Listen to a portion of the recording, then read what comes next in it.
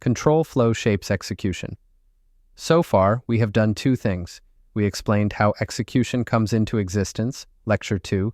We constrained what execution is allowed to do, Lecture 3.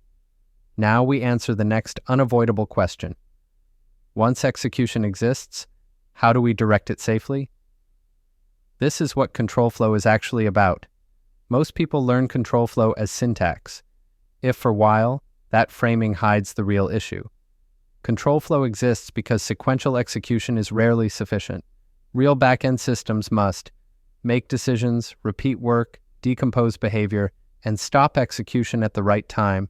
Control flow is how we do that without losing predictability. Default execution is boring and dangerous.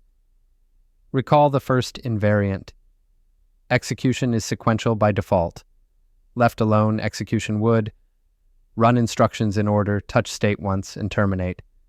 That is useless for real systems. Every control flow construct exists to redirect execution while preserving reasoning. Conditionals, choosing one reality. A conditional does not check something, it splits the future. At a conditional point, one branch executes, all others are discarded.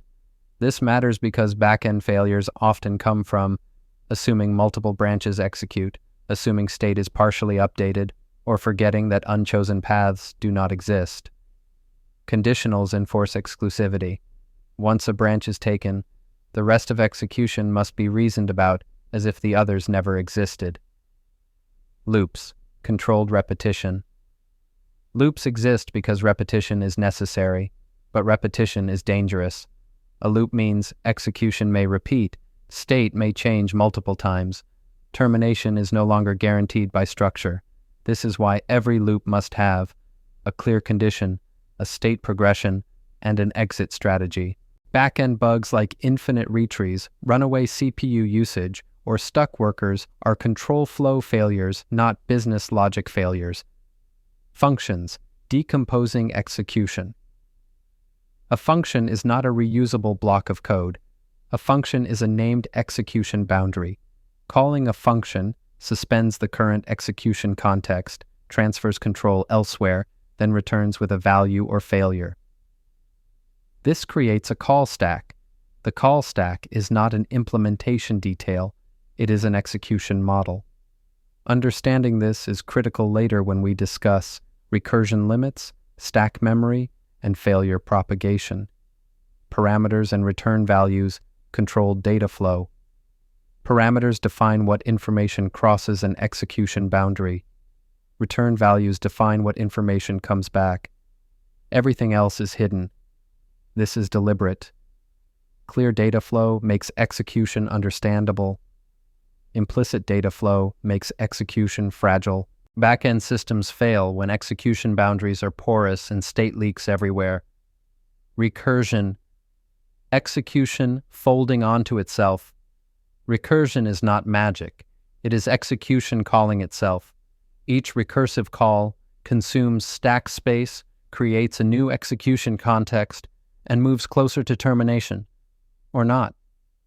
Recursion is powerful but bounded. In Java, recursion is deliberately limited because stack space is finite. This is not a Java limitation. It is a reality of execution. Scope. Visibility as a safety mechanism. Scope controls where names are visible. This is not about convenience. Scope exists to limit state access, reduce unintended interactions, and make execution easier to reason about. If everything were visible everywhere, back-end systems would be unmaintainable. Scope is not a restriction. It is a protection. Mental models to lock in execution is sequential unless redirected. Control flow redirects execution deliberately. Conditionals discard unchosen futures. Loops repeat execution and must terminate. Functions create execution boundaries.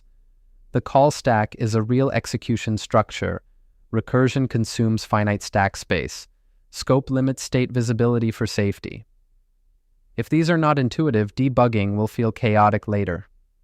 Common misconception. Control flow is basic. I already know this. Most production incidents prove otherwise. Infinite loops, runaway retries, stack overflows, and stuck threads are all control flow mistakes.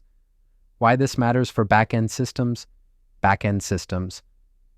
Retry, back off, branch on partial failures, and decompose complex behavior. If control flow is not explicit and disciplined, execution becomes unpredictable. Senior engineers design control flow before they write code.